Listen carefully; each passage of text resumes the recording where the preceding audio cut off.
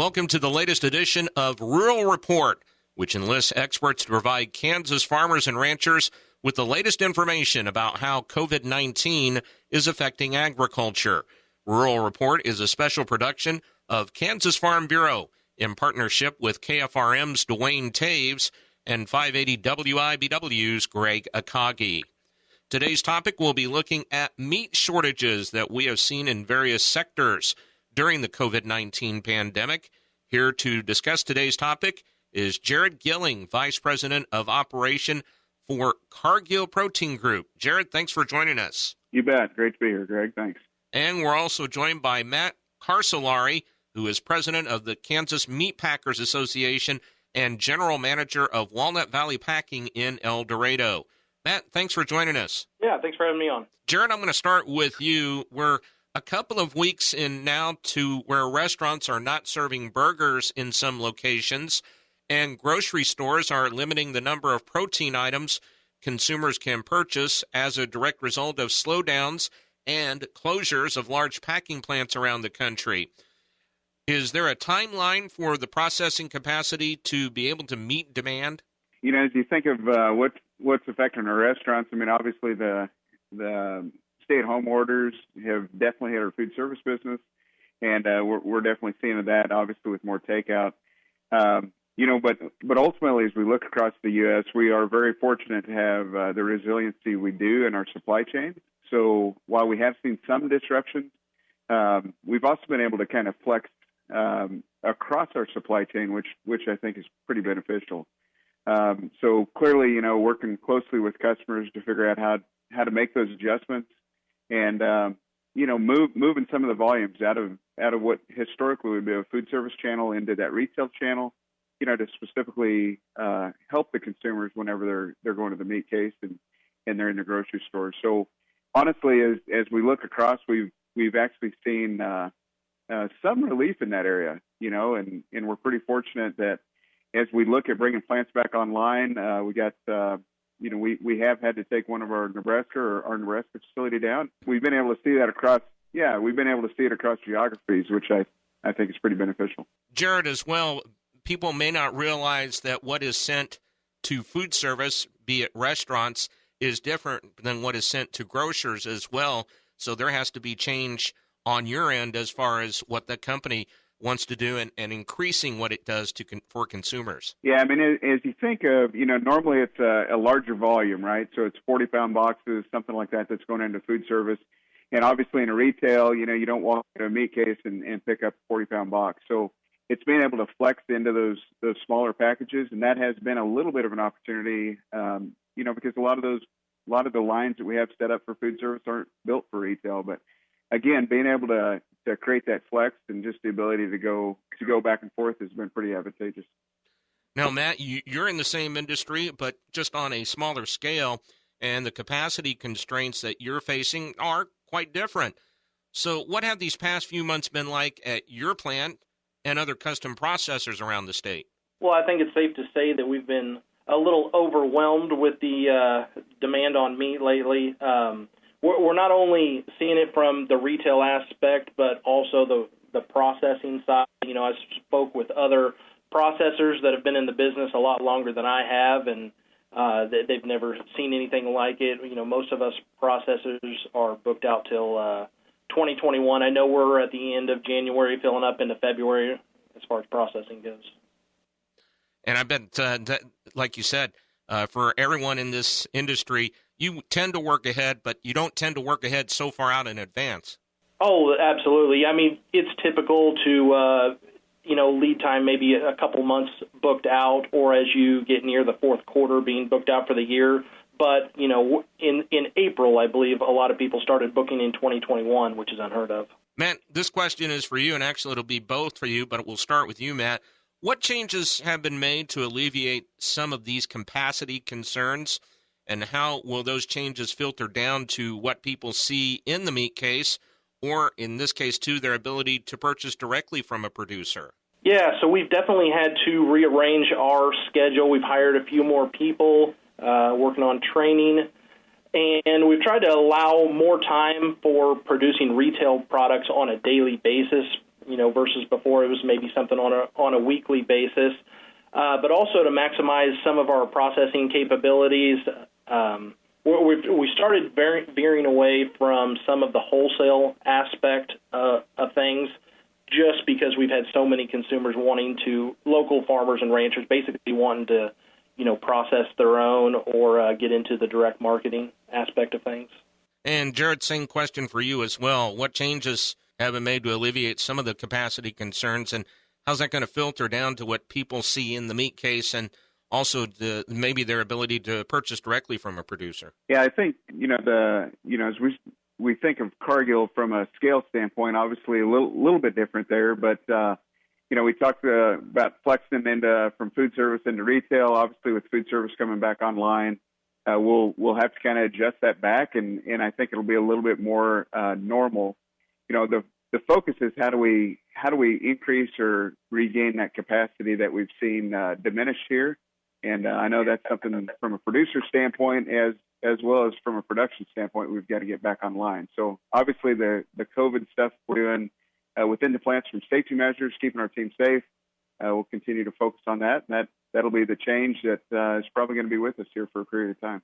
Yeah, I would assume for you, Jarrod, the great unknown is, well, we don't know when this crisis is going to alleviate, but then again, we also don't know how long it's going to take for these restaurants, or be it food service, to get back up to a level they may have been at pre-pandemic. Yeah, that's exactly right. And it's we talk in our facilities about what normal was and getting back to normal, and quite frankly, it's the definition of what the new normal is. And again, focused on how do we keep the team safe, making sure what we're doing every day is directly going back to working them safely, and then keeping product and keeping cattle going through the system. I mean, that's obviously critical as we look throughout the entire supply chain, particularly here with ag directly. Jarrod, I'm going to start with you on this. How has this crisis changed the relationships that you have had with both producers and consumers? The second part of that is, how are you responding to those changes? Sure. I'll give you a couple examples here. I mean, obviously, from a relationship standpoint with customers and producers, as we look at the supply chain and, the entire aspect of it, right? I mean, the government has classified meat production as essential.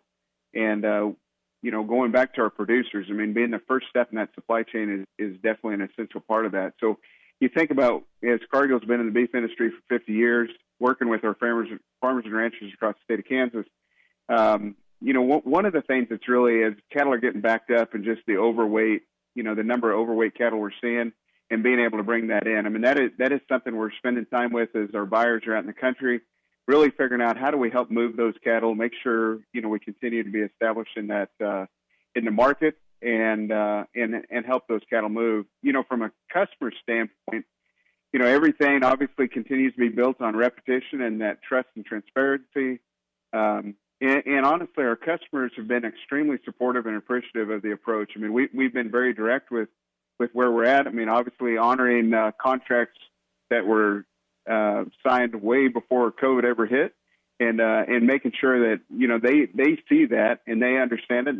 They appreciate the fact that Cargill continues to honor those. So, obviously we're learning together, and it is different, but it takes the entire supply chain for the beef market to work, and we sure appreciate not only our producers but the consumers that are out purchasing beef as well.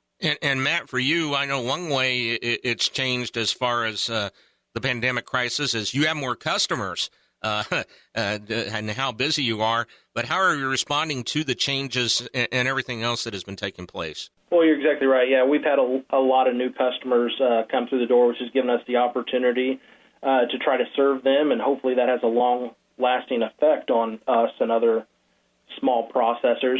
So we were actually opening a new retail store right before this happened. We were supposed to open up at the end of March, which we have been unable to do due to just trying to keep inventory at our first location here in El Dorado. But as going forward, we're hoping to better serve our customers by having that second location. And Matt, I'll start with you on this one. What do you see as the potential lasting impacts of this crisis on the protein supply chain and look at it both from the commodity processing level, but also the custom butcher business? Well, I think it'll definitely have a long-lasting impact on smaller processors, and I think they're going to emphasize a lot more on retail, as well as obviously the processing. I think there's going to be a lot more livestock producers who are going to start looking at direct marketing their own product, which is just going to have a huge impact on the smaller processors. I mean, those are the two avenues that I see huge growth in, is the retail and direct marketing, for the ranchers. And Jarrod, same question for you. What do you see as the potential lasting impacts of this crisis on the protein supply chain, both for commodity processing level and the custom butcher business? Yeah, I think, as you look at, just the general approach of going through the pandemic, COVID-19, I mean, obviously we're a learning organization. There's no doubt we're going to continue to evolve and work. And I wish I had a little bit of a crystal ball to see a little bit clearer. But, obviously the safety measures we got in place, that has significantly changed what we're doing in our large plants. And then you start thinking about how do we make sure what does that look like? The reference to more retail. I think we're going to continue to see that evolution that will definitely start to happen. There's no doubt from a local standpoint, as you think of the custom butcher business, I fully agree. I think you could see some more of that coming locally, but I also think, from a Cargill standpoint, as we continue to move larger numbers of cattle through for the producers and to make product in the shelves there from a consumer standpoint, we're going to have to all do it together. And there's obviously some flexibility that's going to be needed there from a success standpoint. But that the safety piece and what we've put in for the team, I think, is going to be lasting with us at least, here in the per se short term, whether that be a year to 18 months, but definitely the new normal per se as we look at going forward. It's been interesting. A byproduct of that, Jarrod, has been you've seen restaurants out there just sell their meat, and obviously because of the fact that they don't have customers coming in the door, but they're selling their hamburger. Maybe they're selling some of their other cuts that they have as far as what they received via from what you guys provide or what others provide, more as a survival. But then again, you talk about retail. That might end up being something they may consider too. Yeah, we've seen some steak cutters that obviously, going through this time, they've reached out to Cargill and said, hey, we've got this opportunity if we can help you build a supply chain. So I do. There are going to be some changes. There'll be a little bit more competition as we look at those case-ready style businesses. But again, I think, as we look at demand for beef, I think all of that is positive, and particularly for the producers, as we look throughout the beef industry. And Matt, for you, talking about making a retail shop, and have there been many already before this? And it sounds like obviously that conversation is increasing about the interest in being able to do that. Yeah, I mean, we've had a lot of requests to kind of pop up in other towns. I mean, that's something that we were doing before all of this. Some of the smaller towns that might not have a grocery store or something, just being able to take the product to them. So I definitely see that as an avenue for us to grow. All right.